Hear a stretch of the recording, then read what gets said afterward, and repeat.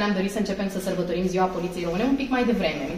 Și pentru că este așa o obișnuință ca de Ziua Poliției Române să ne lăudăm cu lucrurile mai noi și mai frumoase care se întâmplă, anul ăsta am răsturnat un pic obiceiul și ne-am dorit să începem cu file din istoria Poliției Neamț.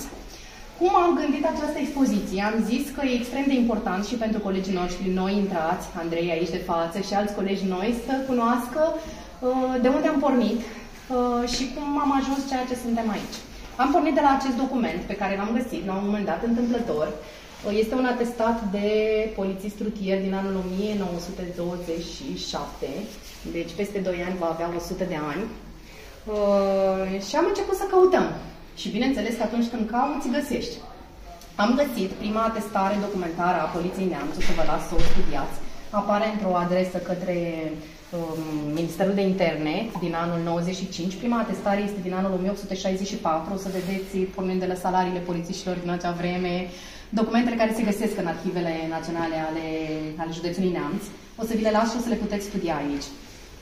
Apoi am găsit fotografii, foarte multe fotografii frumoase, multă tehnică din dotarea colegilor noștri și ce m-a bucurat cel mai mult este că de joi, de când am început să așezăm expoziția, holul ăsta este plin. Colegii noștri au venit într-una și a fost așa, ca un moment de aducere aminte, de răgaz. Poate să confirme colegii aici de față, tot timpul a fost plin holul, toată lumea s-a uitat, s-a găsit în fotografii. Iar pentru dumneavoastră am pregătit o probă specială, că știu că sunteți ancorați și profesioniști și am găsit o mașină de scris funcțională, am schimbat banda, am pregătit-o și o să vă rog să ne lăsați mesaje, pentru că, Doamne ajută, peste 100 de ani, altcineva se va gândi să facă o expoziție cu file din istoria Poliției Neamț și o să fiți prezenți așa cu mesajele pe care ni le-ați lăsat astăzi. Avem multe obiecte frumoase expuse, de la fotografii, la cărți, la documente, la mijloace tehnice folosite de colegii noștri și constatăm că a fost greu și tare greu, iar acum poliția și-a schimbat foarte mult fața. Erau oameni care știau foarte bine meseria și cred că ceea ce prima, într-adevăr, în activitate era calitatea omului, profesionalismul de care el dădea dovadă. Și ne dorim să fim și noi acolo. Deci avem un etalon, avem un reper, i-am pe colegii noștri care pot să vă povestească mai multe.